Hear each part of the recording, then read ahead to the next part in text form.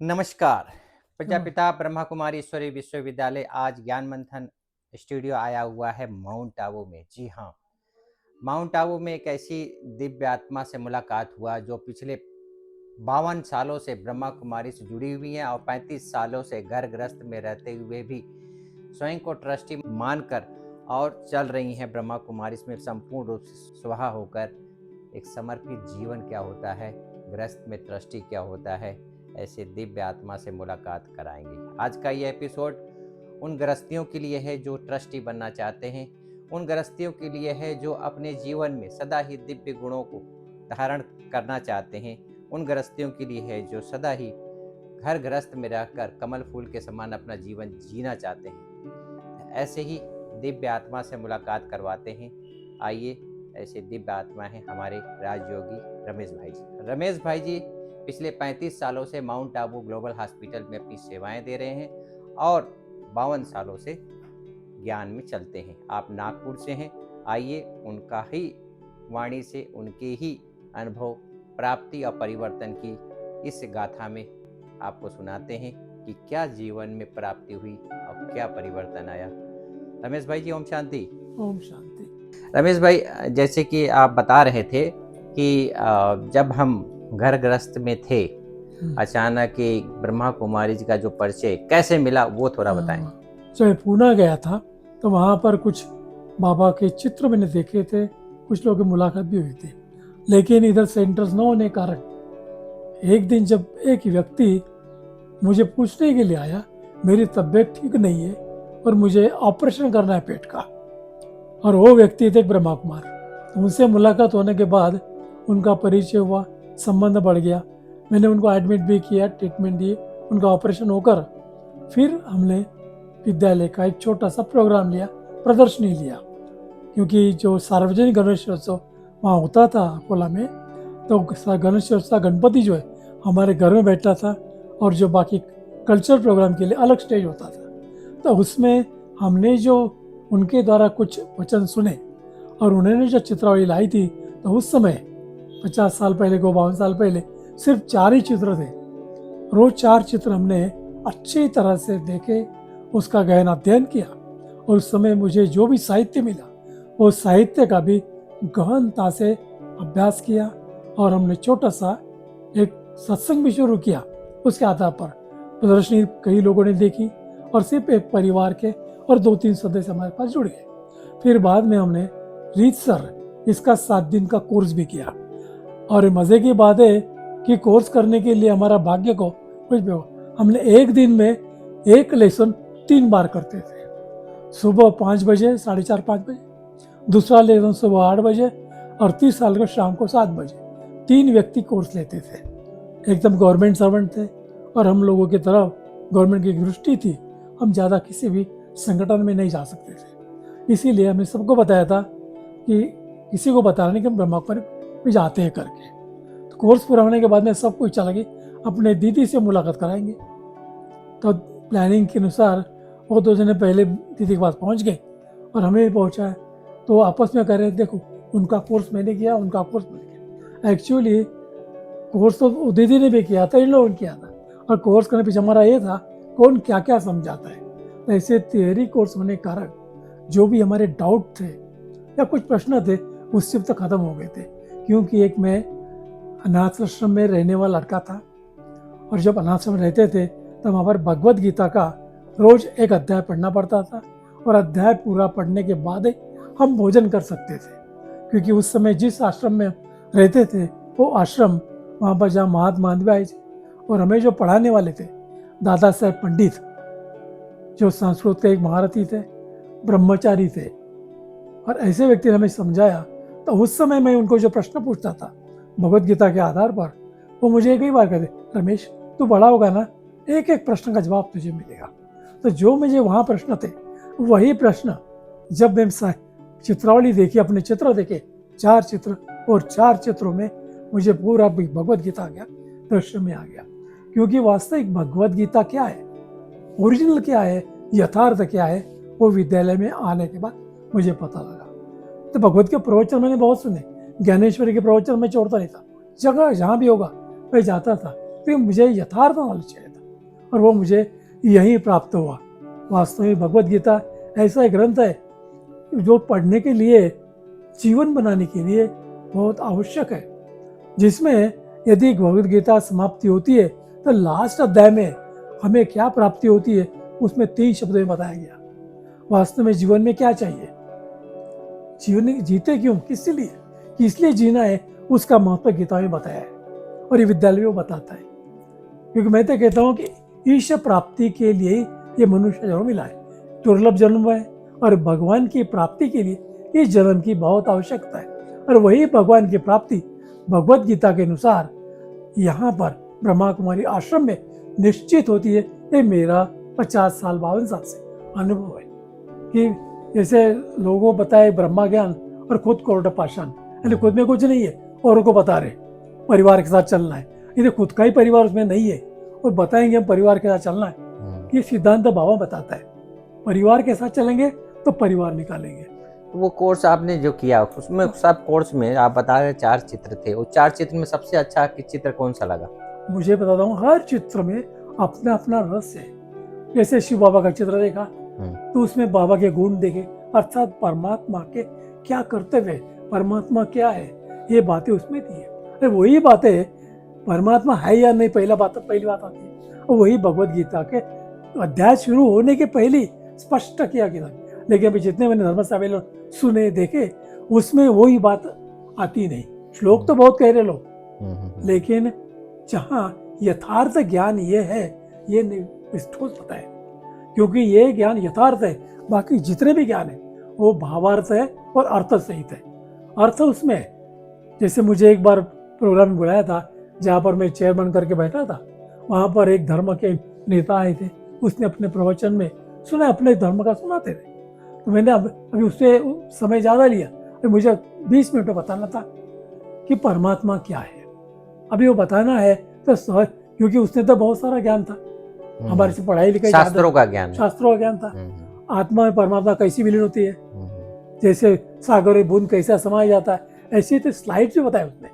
लोगों को विश्वास भी आया, लेकिन वास्तविकता उस समय हमने बाबा भाई इसमें हम क्या कहें, हमारा सहज राजयोग, लेकिन उसमें हमें सिर्फ 3 शब्दों पर हमने भाषण किया, अर्थ, भावार्थ और यथार्थ।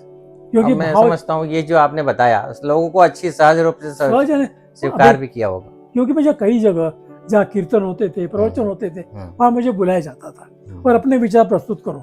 अभी उन्होंने विचार जो है वो वारकरी पंथ थे, सब ज्ञानेश्वर को मानने वाले थे, विठल रुक्मिणी को मानने वाले थे। उसके अंदर अपन एकदम अपना पीछे ये नहीं लगा सकते, तो उसको बराबर युक्ति युक्त ज्ञान बताना है। तो उसमें बताते अर्थ क्या चीज है।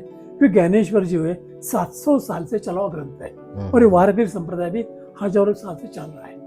क्योंकि जो भी शास्त्रों का ज्ञान है वो है भावार्थ, और वही जो संत महात्मा लिखे वो जो स्कूल कॉलेज में पढ़ाए जाते हैं वो है अर्थ, और जो यथार्थ है वो भगवान बताते हैं। और वही यथार्थ बताने वाला भगवान कौन है, ये गीता में पहले श्लोक में बताया गया। श्लोक तो यानी वो गीता का पहला अध्याय शुरू होने के पहले, ब्रह्म विद्यायाम योग शास्त्रे श्री कृष्णा संवादे, ये जो लास्ट में था हर अध्याय के इसमें, लेकिन स्टार्टिंग में आता है यम ब्रह्मा वरुणेन्द्र मूर्धस्तुन्वन्ति दिव्य वेद ही सांग प्रदक गायन्त्यम सामगा, अर्थात ब्रह्मा वरुण इंद्र इन्होंने भी प्रार्थना की है, ध्यान किया, तपस्या की।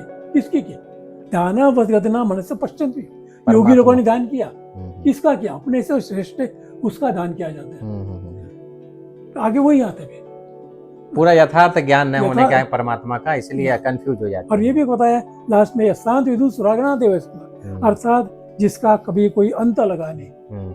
फिर अंत ही लगा नहीं तो फिर याद ही करने मतलब क्या? अंत ही नहीं, किसकी याद करेंगे? सही बात फिर कहते हैं देवाय तस्मै।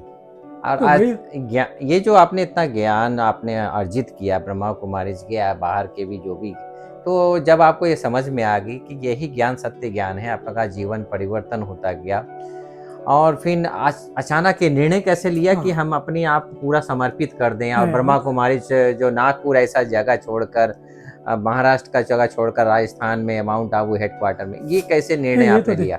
ये तो ऐसा है, जब पहली बार मधुबन में आए, वैसे तो हम इतने लकी हैं, आज वो किसी को इतना ज्ञान कहीं मिलेगा नहीं। वहाँ एक जैसे हमने शादी का कोर्स करने के बाद कुछ ही दिनों में हमें एक बहुत बड़ा चांस मिला था। एक भट्टी थी महाराष्ट्र के अंदर, वो पहली भट्टी हुई थी अच्छा। मुंबई में, चेंबूर में, जहाँ पर सिर्फ सिलेक्टेड लोग ही वहाँ आए थे, जिसमें हमारे पूरा परिवार, बच्चा 2.5 साल का था, वो भी बचता, वो भी योग में बैठता था। अच्छा। हाँ, उसने सभी ने वो शिविर किया। और शिविर में विशेष बात यह कि वहाँ पर उस समय जो भी दादियाँ थी, दीदियाँ थी, जिन्होंने बाबा के साथ सेवा की, बाबा ने जिसको पालना दी, ऐसे ही दादियों के, दीदियों के जीवन के 4 विषयों के अनुभवों का विस्तृत ज्ञान उन दादियों ने दिया। वहाँ दादी आई थी? सभी बड़ी दादी, बड़ी दादी, आप पुष्णा दादी है, पुष्प शांता दादी है, ऐसे सब मुरली पढ़ेंगे दादियाँ, मतलब भर्ती कराने के सुबह। लिए? हाँ, भर्ती सुबह 7 बजे से रात को 10 बजे तक। अच्छा। हम बिजी होते थे, सिर्फ भोजन की छुट्टी होती थी, इच्छा नहीं होती थी उठ के जाए, तो वहां पर इतना भंडार मिला कि जो दुनिया में बताने ऐसे भर गए थे, जैसे बादल भर जाते, बरसना चाहते, ऐसे 7 दिन में हम हो गए थे। और जैसे महाराष्ट्र में आए, कोला में गवर्नमेंट सर्विस थी मेरी, वहाँ आए, ऐसा लगता था ज्ञान जो मिला है औरों को मिलना आवश्यक है, बहुत दूर है समाज, क्योंकि सब वहाँ के वारकरी पंथ है, विठ्ठल मानने वाले, देवताओं को मानने वाले, उनको समझाना पड़ा ये है। तो इसीलिए हमने कोशिश की, मैं चलो अभी जाएंगे। तो जैसे हम अकोला पहुंचे अपने गांव, तो वहाँ पर बड़ा बोर्ड लगा था, बहुत बड़ा मेला है गवर्नमेंट का।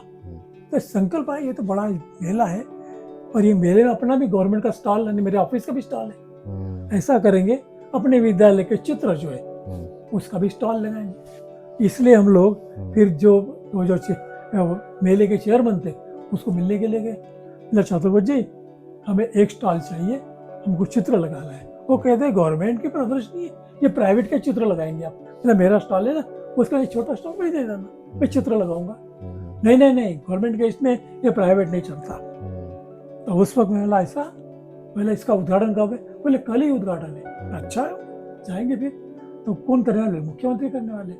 तो सीधा साइकिल लिया, साइकिल उठकर सेक्रेटरी हाउस गया। सेक्रेटरी हाउस में जाने के बाद मुख्यमंत्री के पास कैबिन में गया, बोला काका मेरा एक काम है। क्या हो गया बेटा? कोई ट्रांसफर वगैरह करना है, कोई तकलीफ दे रहा है, कोई बदली करना? बोला नहीं, मुझे बदली नहीं चाहिए, ना ट्रांसफर। तो ये एक नियम हमारा था कि जब भी हम घर से निकलेंगे बैग में एल्बम रखते थे। उसमें बहुत सुंदर एल्बम होता था जिसमें नारद जी का काम था, नारद का फोटो होता था। जी। और बाद में चित्रवाड़ी थी। वो प्रदर्शनी चीफ गेस्ट को समझाई। अच्छा। हमने गिरीश भाई का प्रोग्राम लिया, डॉक्टर गिरीश, पहली बार वो वहाँ पर मेडिकल में प्रोग्राम लिया। तो प्रोग्राम लेने के बाद में लोगों को इतना पसंद आया, क्योंकि मेडिकल में चेयरमैन जो थे हमारे फैमिली डॉक्टर थे। प्रोग्राम रखा, बहुत अच्छा। दूसरे दिन कोर्ट में प्रोग्राम था उनका ही, गिरीश भाई का। तो प्रोग्राम में लेके जाना है, लोग, हमारी संख्या तो बहुत कम थी, 2 ही साइकिल वाले हम थे, बाकी सब पैदल वाले थे, क्लास में आने वाले। ऐसी कंडीशन थी। तो उसमें दूसरे दिन उनका क्लास में मुरली हो गई और बाद में कोर्ट में जाना है।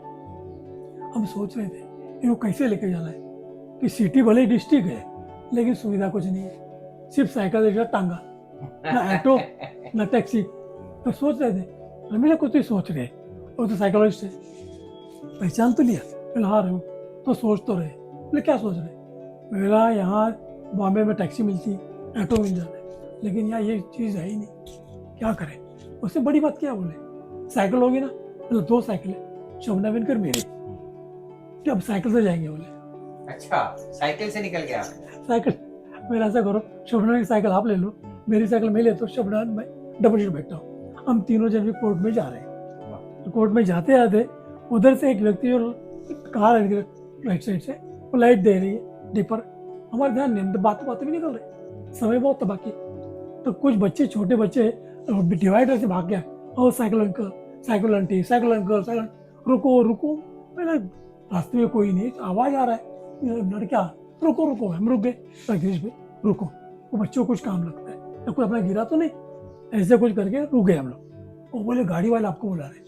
तो गाड़ी वाला रिवर्स जोर से लाया पीछे, वो कहता है गाड़ी रोकी, इधर राहुल मिला, मुझे देखा, मुझे कहते हैं दिमाग ठीक है, हम इतना तेजी से गाड़ी चला रहे हैं। नहीं, वो दिमाग मतलब क्या हो गया? बोले कहाँ जा रहे? बोले कोर्ट में डॉक्टर का प्रोग्राम है। बोले इतने बड़े डॉक्टर तू साइकिल पर लेके जा रहा? अच्छा। अब गाड़ी है, अब बोले गाड़ी है, जब तक गिरीश भाई है तब तक गाड़ी रखना, ड्राइवर है और गाड़ी में पेट्रोल भरा हुआ है, निश्चिंत है। वो खुद रिक्शा से चले गए, साइकिल रिक्शा से, और गाड़ी हमको दे दिया।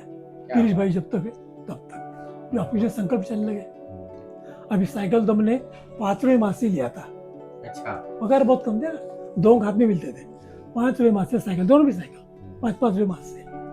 अभी स्कूटर रहती थी तो ऐसी पर नहीं आती थी, अपनी चर्चा, और यार स्कूटर लेना, स्कूटर तो इतने 1000 की होती है, पंचर तो 50 रुपये 100 रुपये लगते हैं, हवा भी भरना है तो पैसे लगते हैं, कैसे लेंगे?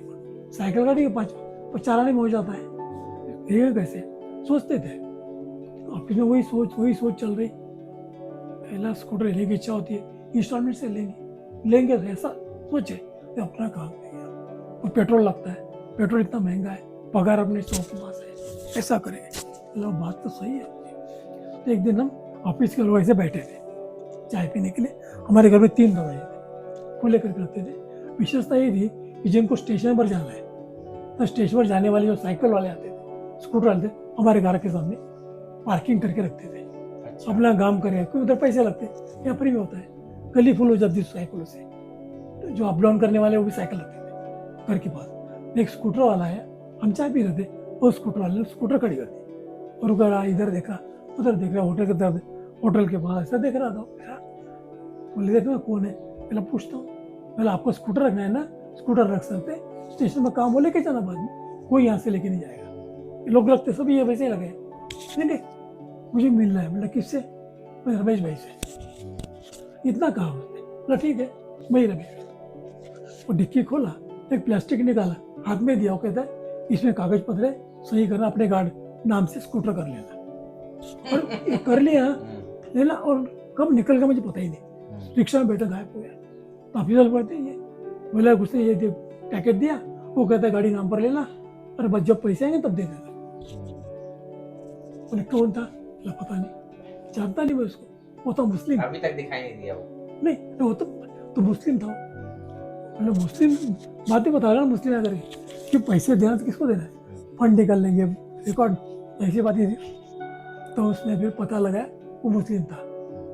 देखो बोले ये कैसी बात है, ऑटोमेटिक स्कूटर बाबा टच कराता है। बाबा ऐसे बचाने वाला वो है, करने वाला वो है, बचाने वाला भी हिस्ट्री है। सही बात। बुल्ढाना में हमने सेवा शुरू की, प्रदर्शनी ली, प्रोग्राम लिया, शिवडमन के फ्रेंड का मकान दिया फ्री में। वो कुमारी थी, पीडीओ थी, वो प्लाटून ऑफिसर कुमारी। तो बहनें वही नहीं थी, गीताबेन वगैरह जो भावनगर में गीता है, वो गीताबेन उसके पास रहती थी। वो सभी बहनें वो कोर्टे मैन को लाते थे। उनकी ट्रांसफर हो गई, फिर मकान चाहिए, मकान देखते 3000 5000, तो कहाँ मिले इतना? तो मुझे बॉम्बे से संतोषन बोलती थी, कभी सुधाबेन बोलती थी, रमेश मकान आपने प्रोग्राम तो लिया, कुछ दिन मकान दे, उसकी ट्रांसफर हो गई, मकान चाहिए, कोई मकान देता नहीं, वर्मा को देता नहीं। फिर बाद में किराया बहुत इतना किराया नहीं दे सकते, ठीक। तो मेरी तरफ ड्यूटी ऐसी थी वहाँ पर, गवर्नमेंट ऑफ इंडेक्स होने के कारण हर सैटरडे संडे जो मीटिंग रहती थी, जैसे खासदार अंदर मिनिस्टर है, कमिश्नर है, उनकी मीटिंग, और एक खासदार अंदर वहाँ के रहने वाले वो अपने घर में आते थे मौज करने के लिए, लेकिन 1 घंटा मीटिंग किया कि टीएडीए पक गया उनका, हमारा दिन गया मीटिंग में आने, तो जाना ही नहीं मिलता था मकान देखने के लिए। तो संदेश भाई आते थे, दीदी ने कहा कि मकान देखो, अरे मतलब देख मीटिंग नहीं निकल सकते, सैटरडे मीटिंग है, क्या करें, नहीं जा सकते। एक दिन सैटरडे मीटिंग नहीं थी, तो दीदी ने हमको मंत्र दिया था, एक बड़ी दीदी ने, मन में दे सेवा बहुत करते हैं ना, पहले बाबा की याद करना, सेवा में जाने के पहले एक बाबा कमरा बनाओ। दादी को पता है, दादी हमारा 2 ही कमरे का मकान है, जिस कमरे में सोते हुए हमारा हॉल है, नीचे सोते, उसमें क्या बड़ी बात है, बाबा का फोटो लगा, और जब भी जाना है सेवा के, बाबा का योग करना, बाबा हरी झंडी देगा, ये बताया था मंत्र उत्सव में 75 में। अरे मकान लेने के लिए जाना था, तो सैटरडे था, सेकंड सैटरडे, पर अभी मीटिंग नहीं है, जाएंगे दोनों में।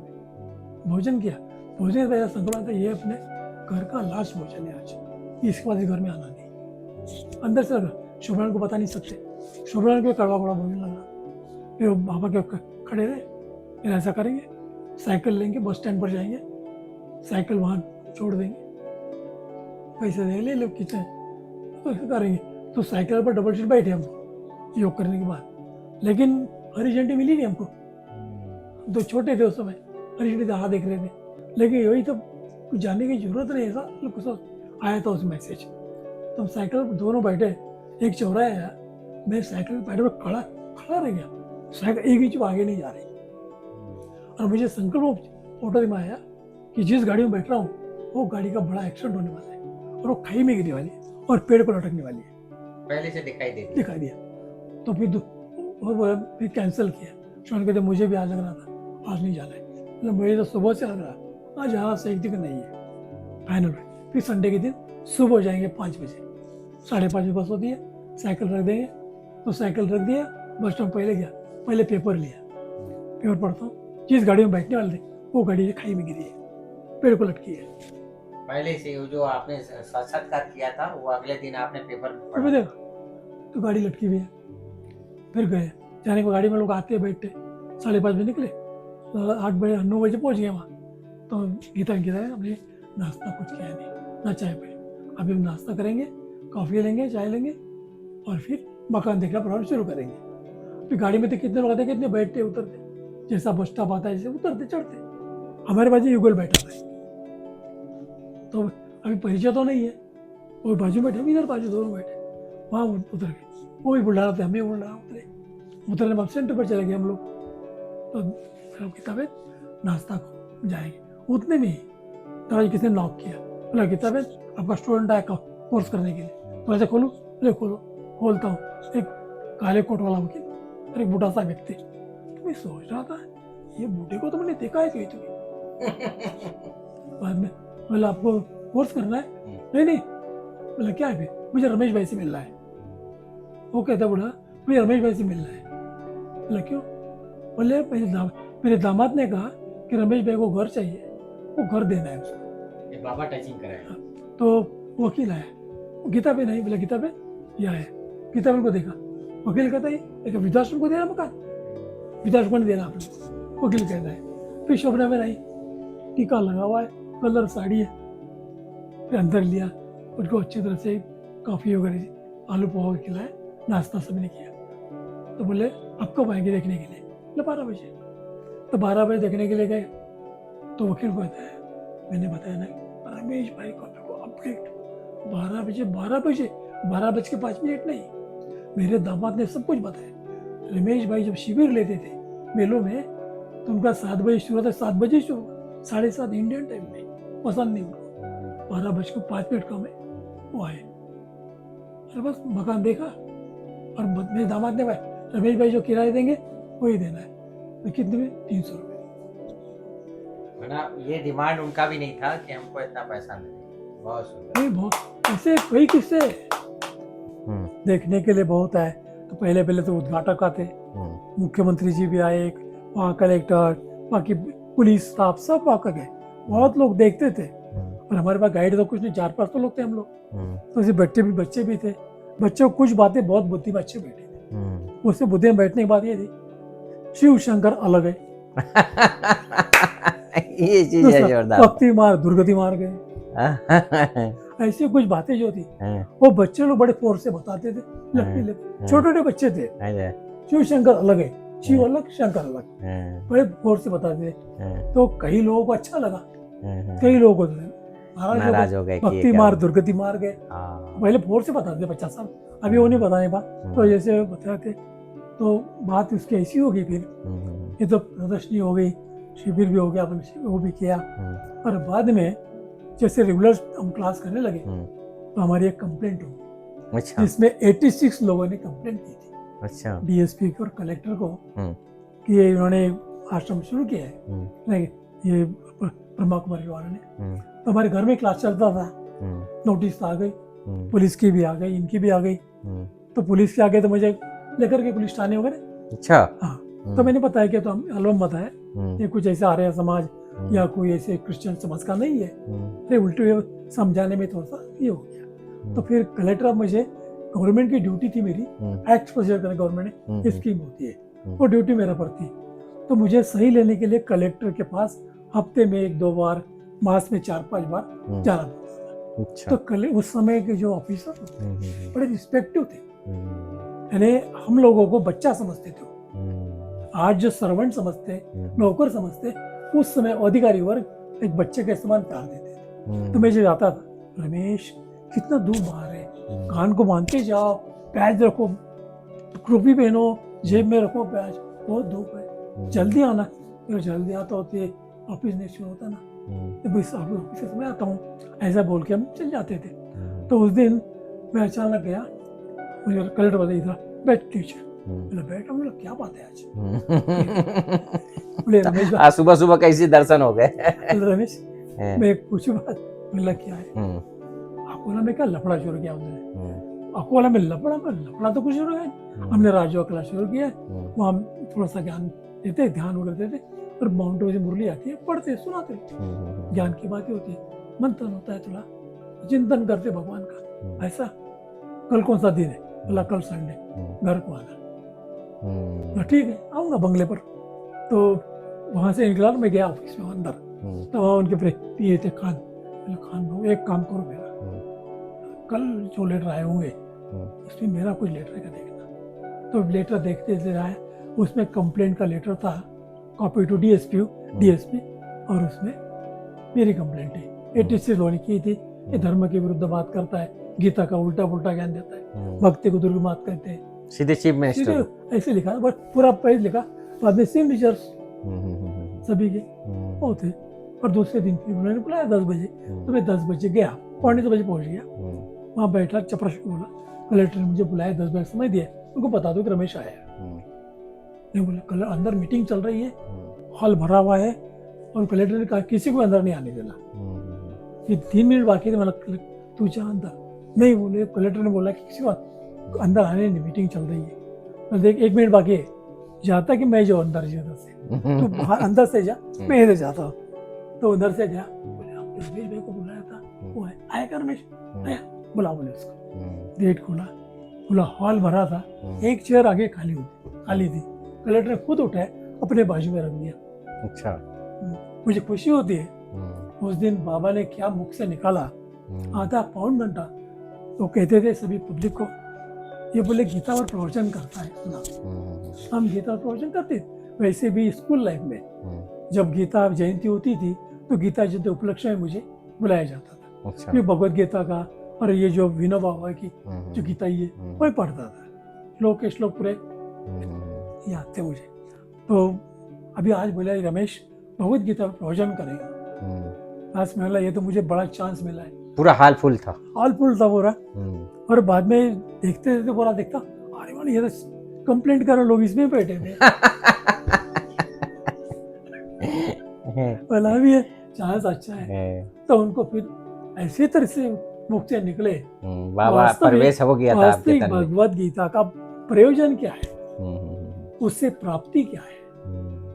हम सब कहते हैं कि महात्मा ने कहते राम राज्य स्थापन होना है, लेकिन ब्रह्मावरी क्या कहती है, राम राज्य लक्ष्मण का राज्य होना चाहिए। इतना ऊंचा ज्ञान भगवत गीता में। कहते तो सहज हम सत्यनारायण कथा करते रहते हैं, सत्यनारायण कथा करते हुए एक तो भी नारायण बना, लेकिन ये कथा करने के बाद ये इसके भगवत गीता के द्वारा नर ऐसी करने के लिए तो नारायण बने, नारी ऐसी लक्ष्मी करे तो नारी लक्ष्मी बने। लेकिन क्या करना है वो भगवत गीता में बताया, और वो जो वहाँ जो बताया गया वो चीज अरे ब्रह्म को बताई चीज बिल्कुल सेम है, लेकिन जीवन बनाने के जो है इसमें आती बात विद्यालय में। और वो मैंने पूरा पढ़ा, संस्था में बहुत जगह घुमा, सब जगह देख कर मैं आया। वो अपना से अनुभव शेयर किया, अनुभव शेयर किया। करीबन पौन घंटा लेक्चर रहा, आधा घंटा का उन्होंने समय दिया था, और सब लोग पौन घंटा तक बैठे रहे।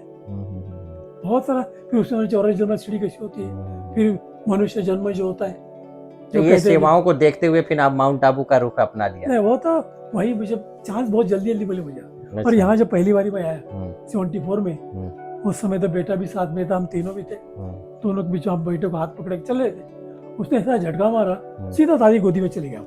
अच्छा, 74 की बात है। दीदी गोदी में चले गया। मनमोहिनी दीदी की। मनमोहन दीदी। हम्म, बोले किसका बच्चा है, किसका? हम तो धीरे धीरे हम्म, ये हमारा बच्चा। हाँ, तो इसको बस विष्णु है, विष्णु है, विष्णु है। हम्म। ये तो अच्छा, बोले विष्णु ये नाम तो था। हाँ, विष्णु कहते हो, विष्णु है कृष्ण, कृष्ण। कृष्ण कहते हैं। हम्म। तो बोले ये तो यज्ञ का बच्चा है। बोले अच्छा, दीदी कहती हाँ थी। दीदी, ये तो अच्छा। यज्ञ का बच्चा है। बोले अपना हम्म, इतना नजदीक आया, तो इतना स्नेह उसका हो गया हम्म, कि उसको स्पष्ट का उसी वक्त कि इसको जब भी मधुबन की याद आई हम्म। लेकर आना रमेश, अच्छा, उसी समय दीदी ने उसी कहा समय। था। और हमें भी कहा हम्म, रमेश हम्म। निमित्त तो गुरुजी बनेगा और आप पूरा परिवार यहाँ आ जाएगा। अच्छा, माना उसी समय क्योंकि वरदान हाँ, मिल गया था। वरदान। अरे बाबा ने वरदान ऐसे दिए थे, उससे मुरली में हमें दीदी ने सुबह पूछा, आप बाबा ने वरदान कौन सा अच्छा दिया? मतलब बाबा ने टोली खिलाई मुझे, ये तो पता है। और क्या बोला क्या? बाबा तो अर्जुन हो, लाइटली बोल दे अर्जुन हो, मतलब क्या होता है? ये अर्जुन का मतलब मैंने भारत में करीबन सैकड़ों केंद्रों पर जाकर आया, लेकिन एक प्रश्न पूछता था मुझे किसने कहीं भी जांचता जवाब नहीं मिला। नहीं मिला। ये इतना ही नहीं, जैसे साहित्य विद्यालय बहुत पढ़ा मैंने, और साहित्य के अंदर पहले कोई भी अपना पुराना साहित्य लो, हिंदी मराठी कोई भाषा का, इसमें एक सेंटेंस है, शायद ही कोई जवाब देगा कि मेरी आदत बचपन से ये थी, मैं जब भी पढ़ता था 1955 से हाई स्कूल में, तो उस समय से किताब का कौन लेखक है, कौन मुद्रण कर रहा है, कौन से साल में छपा है, किसकी कॉपी छपी है, सारी याद कितनी रहती थी। पूरी मैं पढ़ता था। प्रस्तावना, उसके जो बाकी लिखे वो भी अनुमोदन वो भी पढ़ता था। आज भी मैंने जब अपने पास जो आया है अव्यक्त सार, ये अव्यक्त सारे, ये अच्छा, ये अव्यक्त मैंने ज्ञान पूरा का जाना। हाँ ये पूरा पढ़ लिया है। अभी सेकंड टर्म चल रहा है, तो हर चीज मुझे अच्छी लगती है, मैं उसको मार करता हूँ। तो उसमें मुझे आया ये प्रस्तावना सब कितनी कॉपीज है, कब निकली है, ये सब ये सारे अव्यक्त वाणियों से कनेक्टेड है। करेक्ट है, बहुत अच्छा किताब है, ये जरूर पढ़ना चाहिए, क्योंकि इतनी पूरा किताब बार बार नहीं पढ़ सकते, लेकिन इसमें सार बहुत अच्छा है, सारे खजाने हैं ज्ञान, बहुत टॉप, यही गीता सार बिल्कुल। तो मैं बहुत इसमें प्रिंटेड हूँ। बाकी साहित्य पठन पढ़ा है, वो जो योग की किताबों पढ़ी है, वह भगवत गीता का वो भी पढ़ा है। फिर डॉक्टर साहब इतनी पढ़ाई लिखाई होने के बाद फिर जो आपकी लाइन है डॉक्टरी लाइन, फिर यहाँ पर मैग्नेट का कैसे थेरेपी आपको निमित्त बना? ये भी ऐसे ही देखो, हमारा जीवन गया अनाथ आश्रम में, माता पिता तो बचपन में चले गए। अच्छा, जब हमारी माता ही जब शरीर छोड़ा, उस वक्त एक कहानी ऐसी है, उसके उनके 13 दिन भी नहीं हुए तो वहां का एक जमींदार कहता है ये लड़के को हमको दे दो। अच्छा, क्या करेंगे इसका, कौन पढ़ाएगा इसको? उस वक्त मैं वो घर से निकला हूँ, आज तक गया नहीं। अच्छा, गए नहीं फिर गांव में? वहां से गया मंदिर में, शेरगांव में गजानन महाराज मंदिर है, वहां गया, उन्होंने वहां सेवा करेंगे, झाड़ू पोछा करेंगे, खाने का तो मिलेगा, कपड़ा सब मिलेगा। घर पे नहीं रहे, लेकिन घर पे नहीं गए ही नहीं। तो फिर वहां पर गजानन महाराज मंदिर पर एक ने मार्गदर्शन किया, मार्गदर्शन करने के बाद में उसका कहना था कि बेटा थोड़ा पढ़े लिखाई करो, बहुत जीवन बाकी है, तू पढ़ सकता है। और आपके भाई बहन नहीं थे? नहीं, मैं अकेले थे। नियत नाथ रिश्तेदार तो करोड़पति है, लखपति है। और पापा क्या करते थे? वो हमारा तो श्राप करना, बाबा और हम साथ में समझे, जैसे ब्रह्मा बाबा का था राजे महाराजा के संबंध, हमारे पिताजी के भी राजाओं के संबंध थे। अच्छा, रघुजी भोसले करके थे, उनके जो घर में जो भी अलंकार जाते हमारे घर से हमारे पिताजी बना देते थे। अच्छा, जब भी हम विजयादशमी और जाते थे या हमारे पास पोला का त्योहार होता है, तो बच्चे लोग दर्शन के जाते पैर चूमने के लिए, उसे कहते हैं बहू का बेटा है, बहू का बेटा है, ये देख बहू ने बना के दिया है, बहू ने बना के दिया। हमारे पिताजी बहुत आर्टिस्टिक, बहुत अच्छे। तो फिर ऐसे गए, तो फिर शिव मंदिर में गया, मैं देखो ये भी कह रहे कि यहाँ लोग पढ़ो, मैं क्या करूँ? तो मेरा कुछ रहने का मजा ही नहीं, ये नहीं कहते रिश्तेदार कोई नहीं, सहारा ब्याह क्या करो? तो मैं निकला, बोला अभी आज का लास्ट दिन अपना है। सच ये बात है। लेकिन उस समय लास्ट दिन मैं ट्रेन में बैठा, एक ब्रिज आया था, सोचा करना क्या है ब्रिज में, कोई तो हाथ देने को तैयार नहीं, कोई देना नहीं, और किसी दिया नहीं। आज तक किसी भी रिश्तेदार ने एक ड्रेस भी बनाई नहीं। आप गए थे मिलने के लिए सबसे? वो तो बता दो बाद में। तो जैसे हम्म, वो जो है हम्म, एक ड्रेस भी पहना है, तो उसमें सोचा आज अपना लास्ट दिन आ गया। तो मैं जैसे जंप लगाऊंगा, हम्म, वो तो ना, मैं एक बूढ़ा सा व्यक्ति दिखा, हम्म। शर्ट पकड़ा पीछे किया अच्छा, सुसाइड करने जा रहे थे आप? अच्छा। ट्रेन से। हम्म, तो बेटा, तेरा जन्म दिव्य जन्म है, हम्म, अच्छे कार्य के लिए हुआ है, ये एक मैं बैठा हूँ, कभी नहीं सोचना। अच्छा, सफेद वस्त्र में कोई दिखाई बाबा दिया? दिखाई दिए। बाबा दिखाई जब दिए। मैंने बाबा का फोटो देखा तो मुझे वो दृश्य याद आया। तो उस समय से मेरे को नाम मात्र भी संकल्प नहीं किया। और फिर क्या करूं मैं, जाओ स्कूल में एडमिशन पढ़ो। तो उस समय स्कूल में वो मैंने इशारा मिला वहां से? इशारा मिला, स्कूल में एडमिशन लिया। एडमिशन के बाद में स्कूल की पढ़ाई हो गई, अनाथालय में रहे आप? अनाथ में रहे। बाद में फिर टेक्निकल स्कूल में गए, टेक्निकल स्कूल में पढ़ाई की। महाराष्ट्र के अंदर टेक्निकल एजुकेशन में टॉपर था मैं, अच्छा। और सभी विषयों में हाईएस्ट।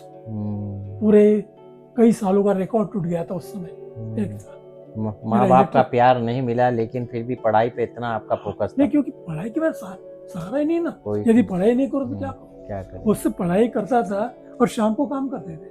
अच्छा। 8 आने रोज से। अच्छा, डेली का 8 आना मिलता 8 था? शाम को टेबल घिसो, हम्म, प्लस पॉलिश लगाए पहले, हम्म, 8 आने रुपये मिलता था।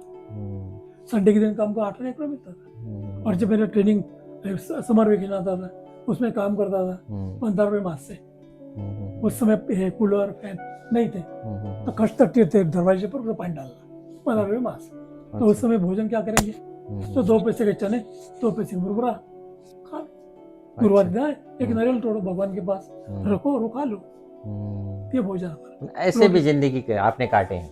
ऐसे इतने भाई, तब जैसे विद्यालय में कहता सबसे गरीब मम्मा है, सेकंड नंबर पर मैं हूँ। सही बात है। मासो एक पैसा भी लेकर नहीं आई। मासो तक रोटी देखी नहीं, गुरुवार चौकी जेब में रहता था। और जब मेरी कोर्स पूरा हुआ और जब मैं इंटरव्यू के लिए गया, टॉपर करके सिलेक्शन हो गया वर्कशॉप के लिए, मुझे वर्कशॉप मुझे ऑफिस में लिया। ऑफिस में लेने के बाद में ऑफिस में बैठा, और उस समय ऑफिस में बैठने के समय एक एग्जीक्यूटिव इंजीनियर जा रहे थे हमारे ऑफिस से। वो देखते हैं किसका बच्चा बैठा है, ऐसे वो देख रहे हैं। बोला कौन देख रहा है, तो बाकी सब इंजीनियर लोग उनको मिल के ले गए। किसका बेटा है, आपका बेटा है, आपका बेटा नहीं। बोले कल इंटरव्यू होगी लोगों की, ये टॉपर लड़का है तो हमने ऑफिस से बिठाया, वर्कशॉप में है इंटरव्यू, लेकिन इसको काम अच्छा करता है, बुलाओ। उसको बुलाया, बाहर आया, नाम क्या है, पिताजी कहाँ है, पिताजी क्या करते हैं, बोला पिताजी गए, माता जी गए, हो गए, कहाँ रहता है, स्टेशन पर ना कहा। बाद में वो कहते गाड़ी में बैठो, तो ठीक है गाड़ी में बैठा। उन्होंने मुझे एक ईगल स्टोर करके स्टोर है, रेडीमेड स्टोर, वहाँ 2 पैंट 2 शर्ट, मैं हाफ पैंट पर गया था ड्यूटी पर ऑफिस में। अच्छा, बना के दिया स्कूल के नहीं, मैं जो पहली ड्यूटी किया स्कूल का ड्रेस पहन, स्कूल का ड्रेस पहनकर ऑफिस में काम करता। अच्छा। तो शाम सुबह आ गया, 7:30 बजे पहुंच जाता था, गीले कपड़े डालता था। फिर मुझे कहाँ रहता तो स्टेशन पर, अभी सबको अलग स्टेशन पर कहीं मकान होगा वहाँ, लेकिन वो ये टिप पूछा कहाँ रहता है। पहला मैं तो वेटिंग रूम में रहता हूँ, सुबह स्नान करता हूँ और ड्यूटी पर आता हूँ। वेटिंग रूम में रहकर ड्यूटी करना। और बाद में जब पता लगा तो ये कहता मेरे रूम खाली है, मेरा क्वार्टर खाली, मैं अकेला हूँ, मेरे साथ आना। उनके साथ रहने लगे, पूरा काम करते थे। मैंने कि पढ़ाई आपने छोड़ा नहीं? पढ़ाई तो क्या, फिर पढ़ाई करने के बाद में जब बाबा मिले, उसमें हमारे पगार बहुत कम थे। जैसे इलेक्ट्रिसिटी बोर्ड में काम करता था, उस समय हमारा बेसिक था 55 रुपये, 2 रुपये इंक्रीमेंट, 1 साल के बाद 2 रुपये बढ़ेंगे, ऐसी कंडीशन थी। लेकिन सुखी थे उस समय, भले 15 रुपये लेते थे, फिर भी 1-2 रुपये बच जाते थे। और जब हम 55 में पढ़ते थे, 1955, स्कॉलरशिप कितनी होगी, 2.5 रुपये मास। अच्छा। 57 में होगी 3 रुपये 50 पैसे। उसमें 2 पैसे का तेल लगता था मास का, 1 पैसे का साबुन। माना ज्ञान में आने के बाद पूरा ही आप परिवर्तन हो गए। टोटल हमको सहज लगा। लोग समझाने वाले धीरे धीरे समझाते, आज नहीं कहा। अरे हम तो आश्रम में रहे लोग हैं, जो हमको पढ़ाने वाले थे वो ब्रह्मचारी लोग, अपने हाथ से सूत काट कर उसका कपड़ा बना के पहनते, कोई मिल का कपड़ा पहना नहीं आदि। और वहाँ वो जो स्कूल था, वो स्कूल में स्वातंत्रता संग्राम सैनिक तैयार होते थे, अच्छा, भारत के लिए। वहाँ पढ़ाने वाले सागर साहब सैनिक थे, हम्म, उनकी हिस्ट्री तो बहुत जबरदस्त है वो सभी लोगों की। अभी इस बारी जब गया था महाराष्ट्र, हम्म, तो उस समय हमारे टीचर जो उनके जो बेटे, उनके साथ खास मिलने के लिए गया था उन लोगों को, और उनको लोग मिला कई सालों के बाद, 70 साल के बाद। अच्छा, तब सबके यादगार पल आपने तो पूरा अनुभव सुनाया उनको। अनुभव सुना है, हर एक अपनी सौगात भी दी जो हम्म, पिराने थे हम्म। टीचर्स सभी। फिर अचानक जब दीदी दादियों के पालना जब यहाँ हाँ रहना हुआ हाँ, फिर। ये आते तो उसमें फिर जैसे पैसे कम देते थे, तो पहले तो हमारा इलेक्ट्रिकल ट्रेनिंग था, बाद में थोड़ा सा हिम्मत करके रेडियो का ट्रेनिंग लिया, रेडियो टेक्नोलॉजी वो भी लिया, फिर इवेंटिंग है, सब काम है, इलेक्ट्रिकल काम करते थे, प्राइवेट काम शुरू थोड़ा सा करते थे। मेरा इंजीनियरिंग था, ड्राइंग था, इधर लेआउट निकालना, ये अच्छा, सब काम करते थे। सारा काम आपने सीख लिया था। हाँ। अच्छा।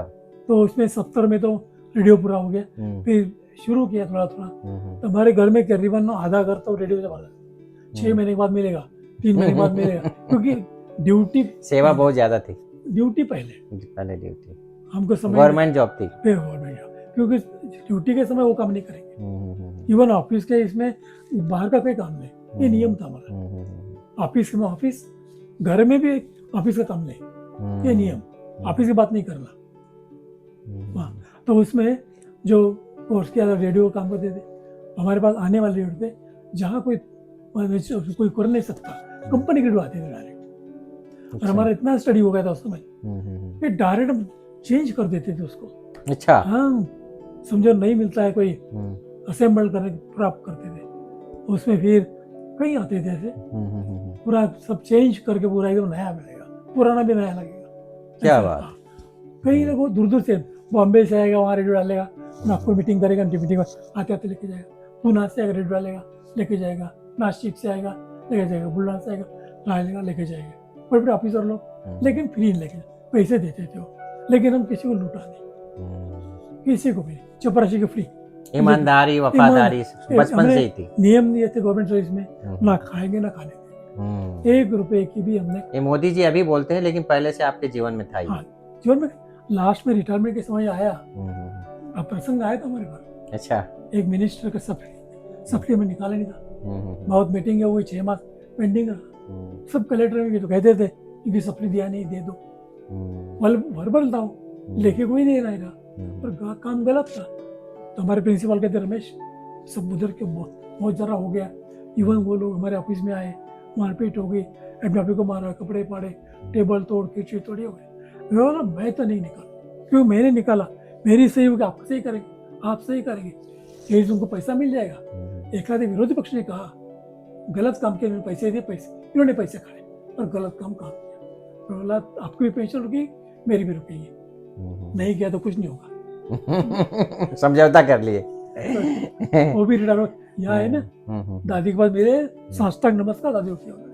अच्छा, क्योंकि दादियों की पालना आपने ली है, वो संस्कार आपने लिया, तो वो संस्कार उनको झलका। हाँ, तो उसमें ये था, नहीं किया, ईमानदारी से हमने कहीं नहीं किसी की। और आपका बेटा भी कृष्णा नाम का, वो भी बहुत हाँ, अच्छा, कैसे शरीर छोड़ दिया वो? नहीं, वो भी था, उसका भी जन्म से ही एक विशेषता थी उसकी, पढ़ाई में नंबर 1, बहुत चंचल था वो। ये जबरदस्ती हमने कॉन्वेंट में डाल दिया था, बोले नापास तो चलेगा, नागपुर में, अकोला में, कॉन्वेंट में, तो नापास बोले वो टॉपर आया, बोले नापास कैसे करेंगे उसको, सब करेक्ट है उसका, मना टॉपर माना बहुत अच्छा पढ़ा दी, पर जैसे आप बचपन से पढ़े लिखे में अच्छा अव्वल थे, ऐसे लड़का भी ऐसा। तो उसमें फिर थोड़े पैसे कम गिरे तो रेडियो का काम पकड़ते थे, ऐसा होता, क्योंकि सेंटर तैयार किया, उसका एक आधार स्तंभ बनना चाहिए, तो वहाँ के सेंटर का किराया जो था, वही किराया हमने उठाया था।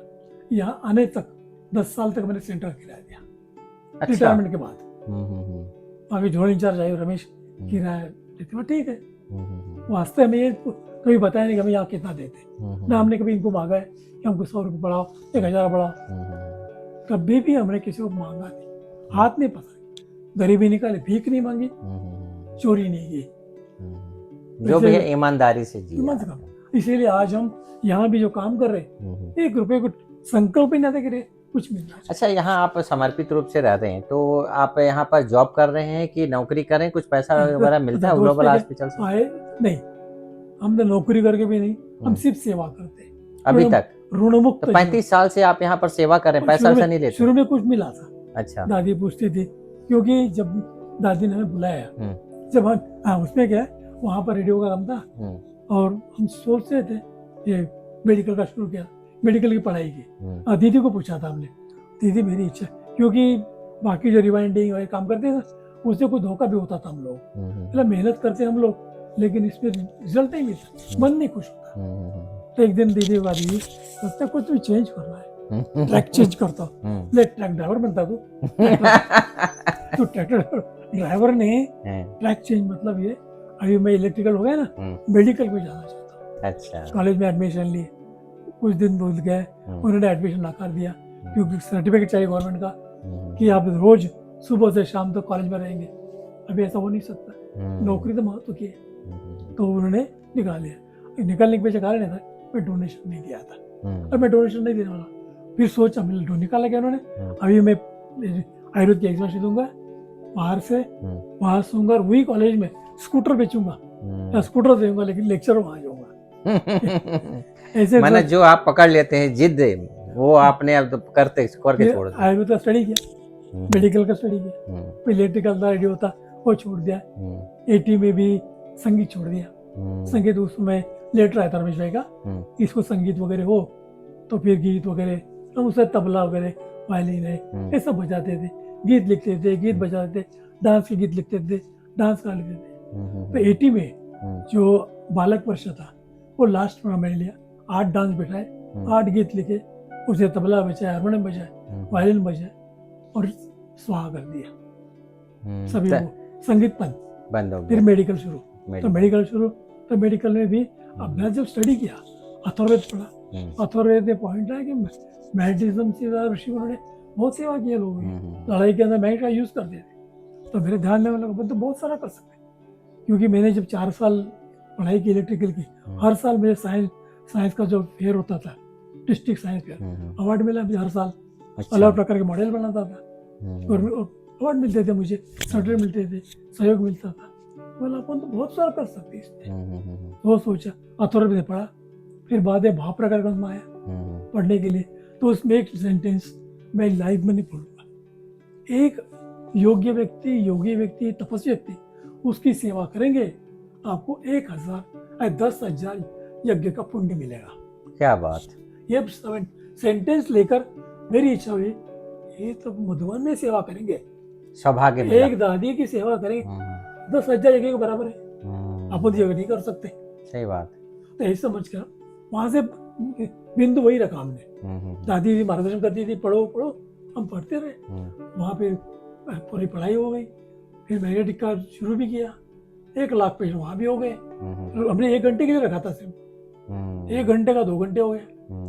तो 9 बजे तक ऑर्डिनरी पेशेंट और 9 के बाद वीआईपी पेशेंट, जजेस, डिप्टी कलेक्टर, डीवाईएसपी, ऐसे लोग आने, डीवी कार आने लगे। लोग होती ये तो क्या करता है, और ये डीवी कार, लेकिन बाबा को कराना था। और वहां उन लोगों पर विश्वास, बाहर के लोग पता था कि मैंने पे कुछ है, कलेक्टर, कमिश्नर, उनको ट्रीटमेंट, उसमें ड्यूटी इतनी थी हमारी, सुबह जाने के वक्त कलेक्टर तरफ जाना, ट्रीटमेंट देना, फिर ऑफिस ड्यूटी करना, ऑफिस छुट्टी के बाद कलेक्टर घर आना, उनको ट्रीटमेंट देना। फिर वो भी ट्रीटमेंट कलेक्टर से 8-15 दिन से बीमार थे, बेड पर थे।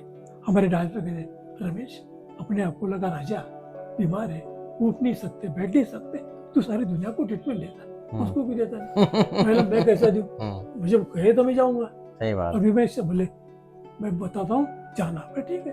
तो संडे का दिन था, मैं गया, तो वहां पर कई गाड़ियां थी डॉक्टर लोगों की, पैथोलॉजी टेस्ट वाले, रेडियोलॉजी टेस्ट, सभी टेस्ट की गाड़ियां कलेक्टर पर। 1 बजे तक वहीं बैठा रहा, 10 बजे से गाड़ी हटेंगे जाऊंगा मैं, बीच में गए जो बड़े बड़े डॉक्टर लोग डिस्ट्रिक्ट के, तो सब जाने के बाद में गया, मुझे पाटिल साहब ने भेजा है, पाटिल में जा, अच्छा तो क्या है, बोले देख बोले ये सब लोग आए, ये सभी ने ये प्रिस्क्रिप्शन लिख दिया कि दवाई दे दी, लेकिन मुझे दवाई लेना नहीं। मुझे धीरे से सब लोग जाने के बाद ठीक है ट्रीटमेंट देंगे, ट्रीटमेंट दिया, 5 साल आराम मिला, बैठने लगे, चल लगे मैग्नेट थेरेपी वहाँ पे, तो अच्छा हो गया उनका। तो संबंध इतने बड़े, उनके मैसेज भी क्लास में आती, मुझे बीच में आती थी, अच्छा, मुरली क्लास में, मुरली प्रोग्राम में हमारे प्रोग्राम में। आते थे। वैसे हम्म, वास्तव में कलेक्टर किसी घर में जाते ही नहीं, हम्म, कमिश्नर किसी घर में जाते ही नहीं, हम्म, लेकिन हमारे संबंध बहुत अच्छे। मिनिस्टर भी किसी घर में जाते नहीं, हम्म, आता सब हमारे घर में आना जाना होता। हम्म। पहले क्योंकि आपने वो खजाना जो दिया ज्ञान का, हाँ उससे सब काफी अच्छा रिलेट हुआ। अरे कलेक्टर से स्ट्रिक्ट थे उसमें एक। फिर ये जो हमने देखा, ये स्वामी नारायण का जो है हाँ सब, ये सब आपकी सेवाओं का हाँ, तो प्रतिफल है। जैसे कि दादी का, जैसे हमने सोचा हम्म, मधुबन में दादी सेवा मिलता है, वहाँ मिलता बहुत अच्छा, लेकिन वहाँ तो आपको पड़ गया। सब लोग भी कहते थे कुछ करना है। अभी हम किराए के मकान, 2 कमरे का मकान था, अभी बड़ा मकान कैसे लेंगे, ताकत नहीं थी।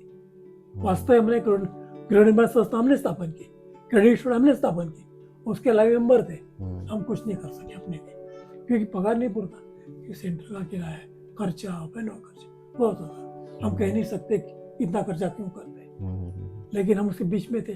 दादियों को पता हम करें खर्चा, तो करो, वो तो फिर करते रहे। तो फिर हम लोगों ने दवाखाने के कई लोगों को अच्छा लगा, इसको कुछ करेंगे इसके बारे में। एक ट्रस्ट थी वहाँ पर, और ट्रस्ट वाले ने कहा हम मीटिंग लेते, आपको जगह देते रहने के लिए, दवाखाने के लिए।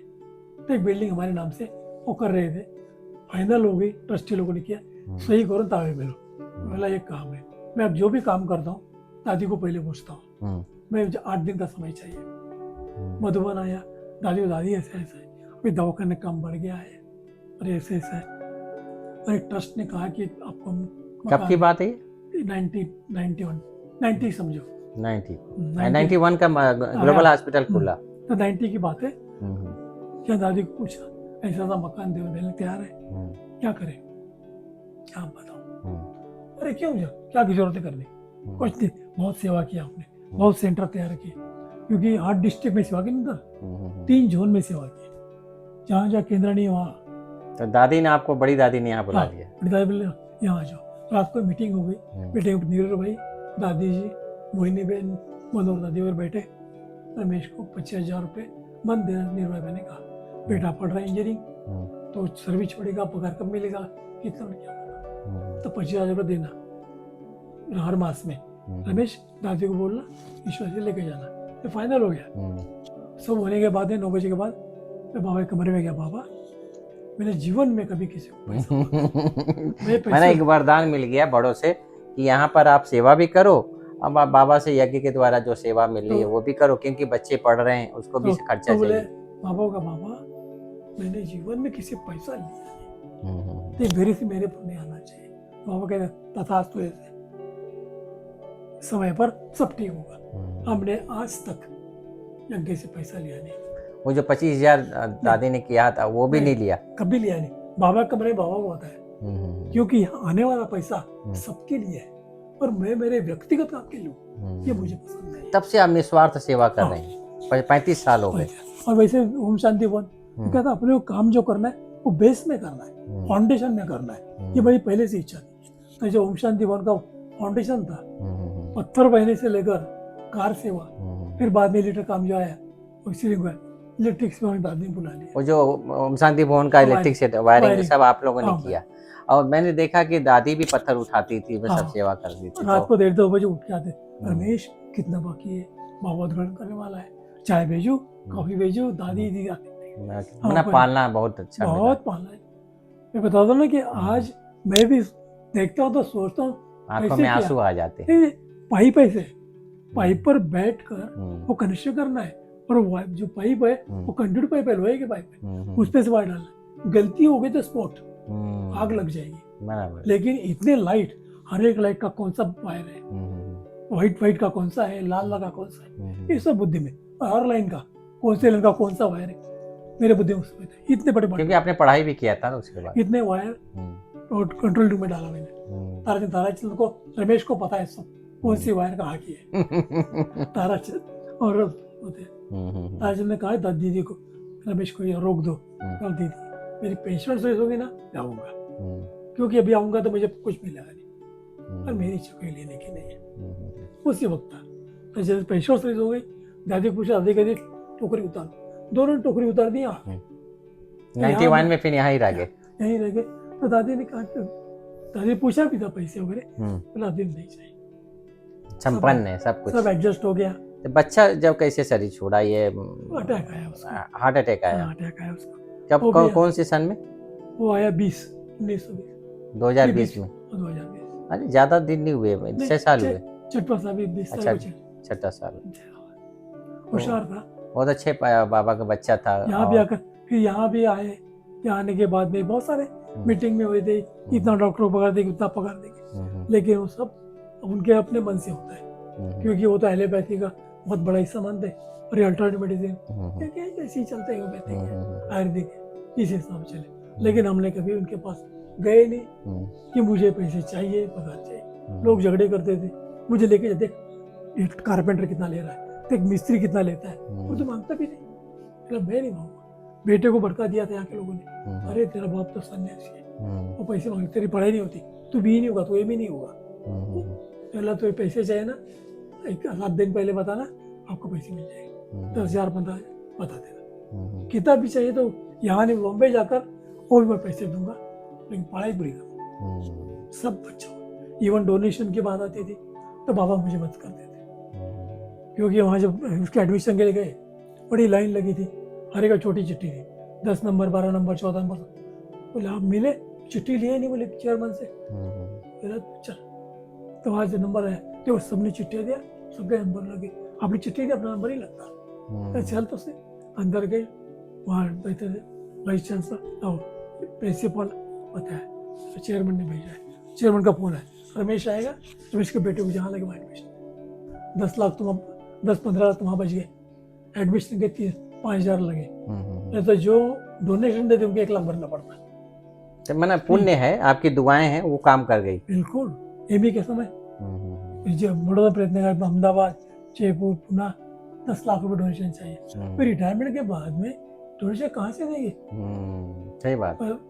प्रिंसिपल है यहाँ, प्रिंसिपल ने कहा रमेश को, अरे बेटे को भेज देना, मेरिट पर साथ एमई वहाँ हो गया। सर्विस में बाबा ने मदद किया, हमारी ताकत नहीं शरीर लगाने की। तो कितना अभी जो आप जो जीवन चल रहा है, कितना आपको सुकून, कितना आनंद का अनुभव होता है? कि दिनचर्या आपकी क्या है अभी?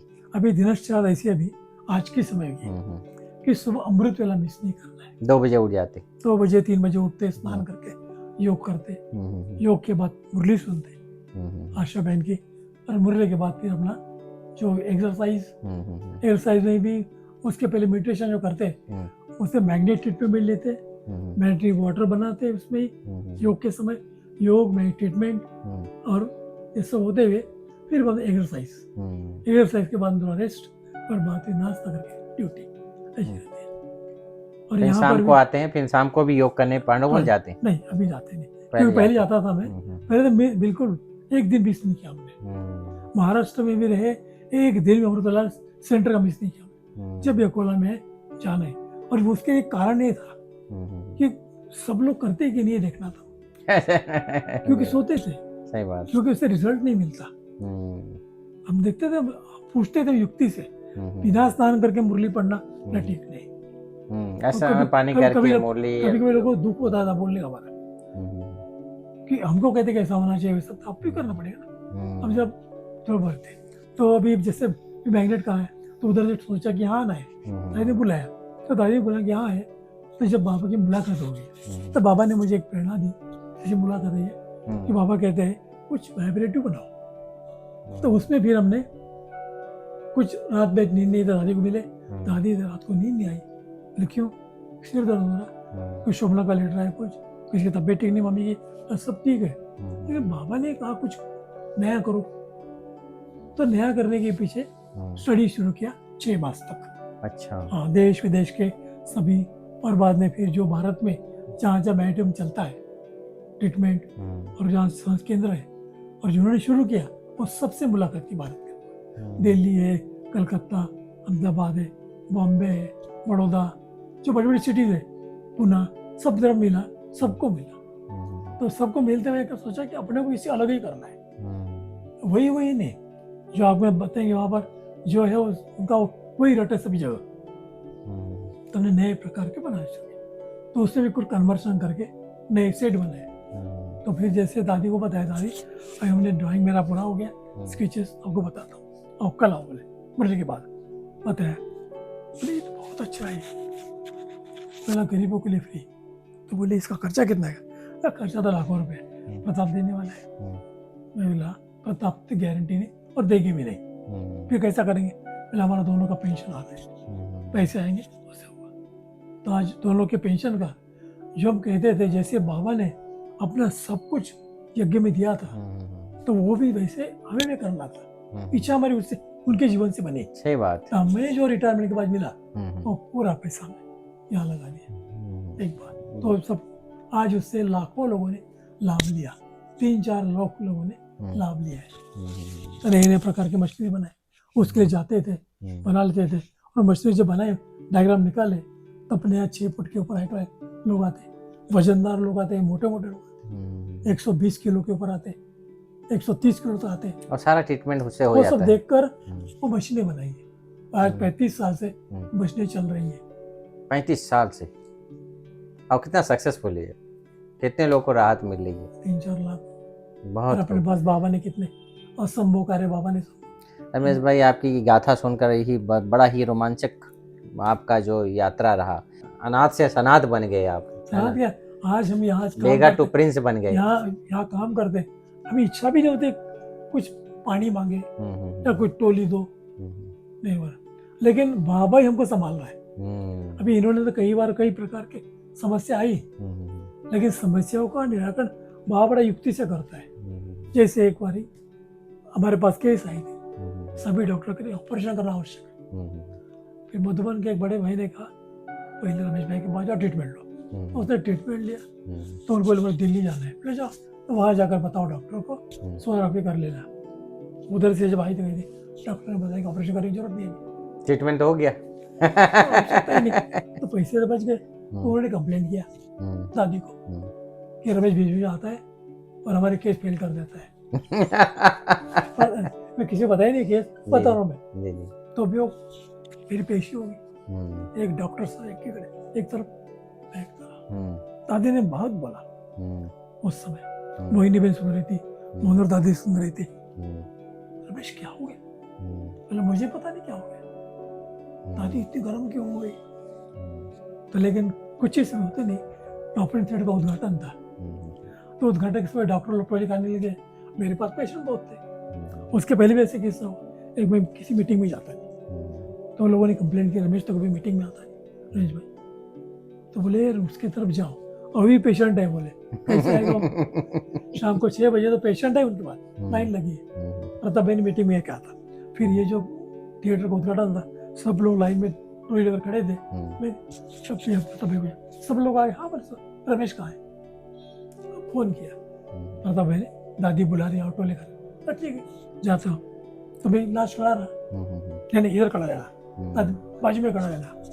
प्रताप दादी गए, मैंने ये डॉक्टर ने कहा ना, सब दवाई खाई, जो एक्सरसाइज जो भी है सब कुछ किया, मुझे रेंचक भी फर्क नहीं।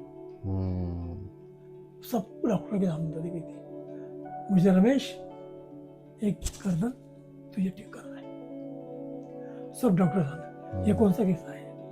उसके पहले दिन ये बात हुई थी, मेरी कंप्लेंट थी। और बाद में वहाँ काफी लोगों को रिलीफ मिला, काफी बताए। और मैं कहता हूँ अभी जो मीरचंद भाई केस है, सभी डॉक्टर ने कहा कि operation must, Delhi Bombay Chandigarh, operation में गारंटी नहीं, कुछ भी हो सकता है, और 6 माह रेस्ट।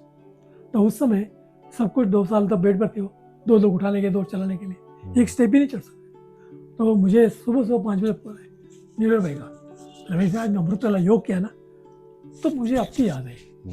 पाओ मुझे कह रहे अमीर चंद को बुलाओ, रमेश के पास भेज दो।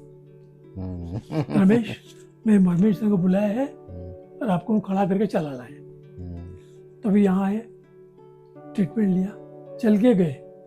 अब मैं कहता हूँ यज्ञ के पैसे कितने बच गए?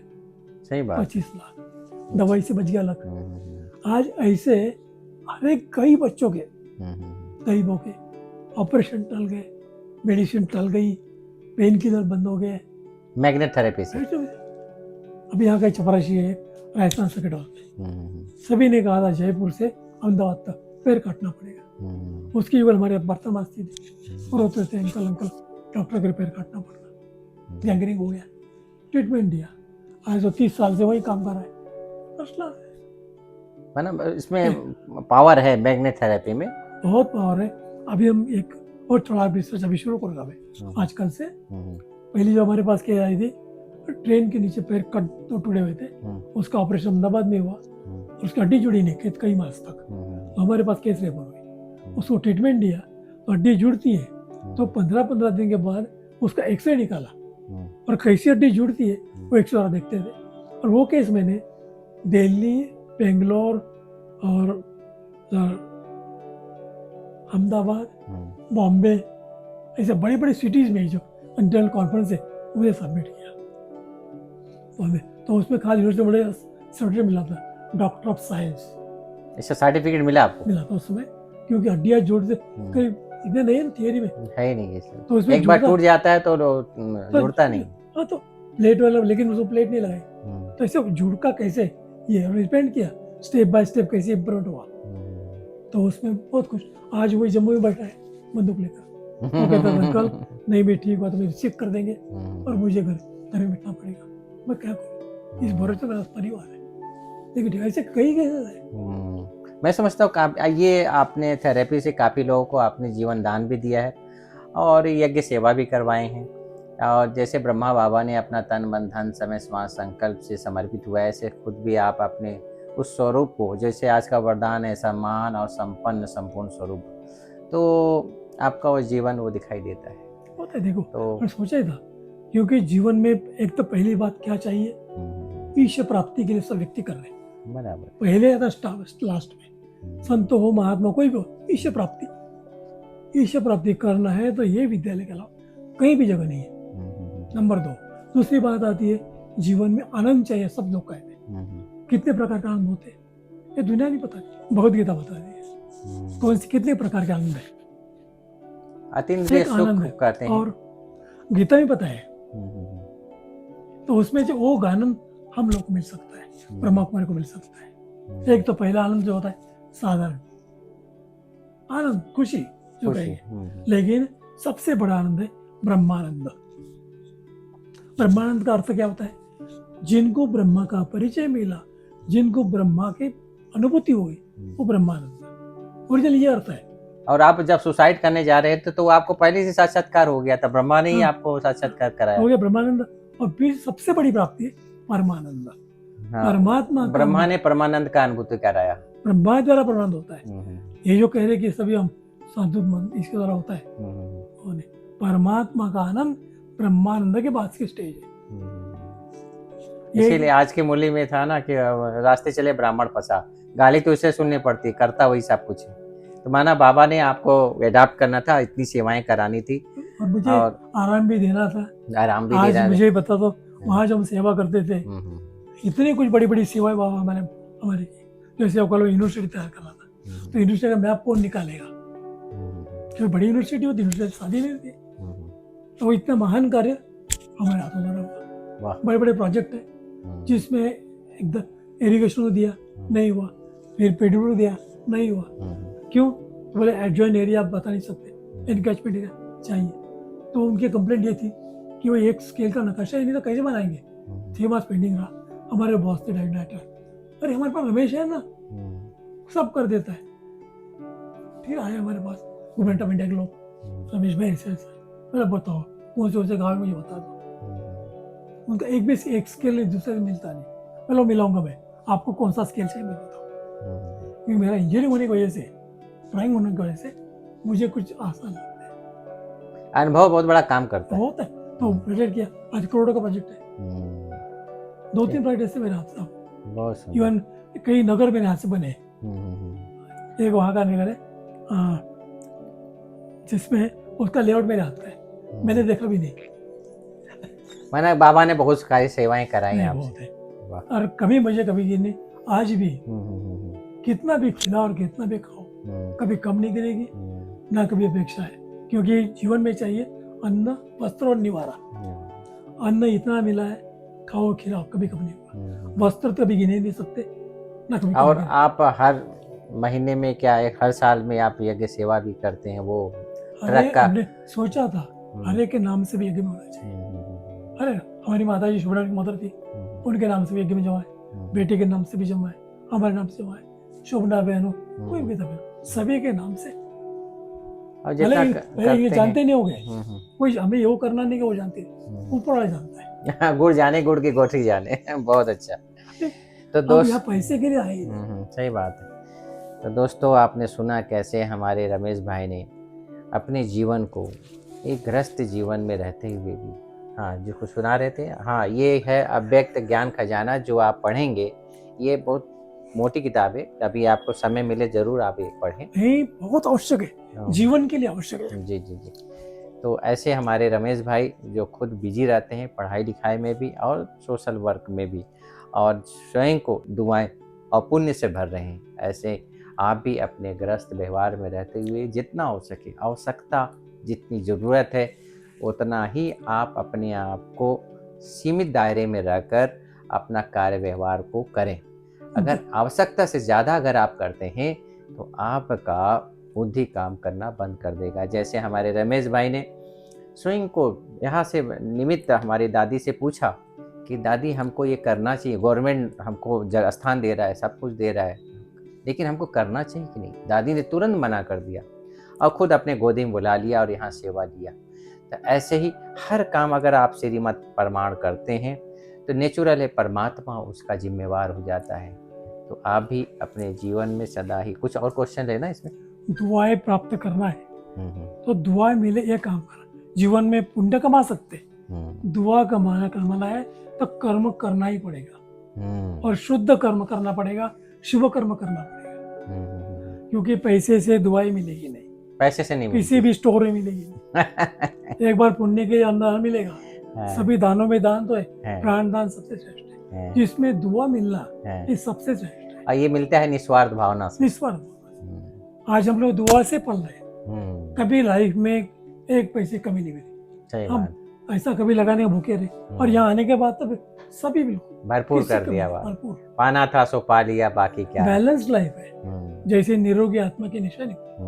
जैसे मन जैसे बाबा ने कहा, आत्मा जो भरपूर किसको कहेंगे, मन बुद्धि संस्कार तीनों समान एक मत से हो। वैसे जीवन का जो है आधार वही है, कब पित्त और वायु, उसको निरोगी जीवन कहा जाता है। उसमें बैलेंस रखना चाहिए, वही तो उसमें असमानता है कि तो रोगी हो गया। आप 80 साल की उम्र में भी कितने आप अपने आप को फिट रखें, और कोई आधार नहीं किसी प्रकार का, वाह सहयोग नहीं। तो मैं समझता हूँ ये दुआएं पुण्य ही है जो हम सभी ऐसे ही मैं समझता हूँ दुआ पुण्य जमा करके अपने जीवन को निरोगी भी बनाएं। जैसे भाई साहब ने कहा कि वात पित्त कफ तीनों का बैलेंस करते हुए अपने शरीर को भी संभालें, और मन बुद्धि और संस्कारों से श्रीमत प्रमाण अपने जीवन को दैवी गुणों की धारणा करके एक नई दुनिया में जाने की तैयारी भी करें। जी और जीने दो, जी और जीने दो। फिर मिलते हैं ऐसे ही एक व्यक्तित्व के साथ, तब तक के लिए हमें इजाजत दीजिए। ओम शांति। ओम शांति डॉक्टर साहब।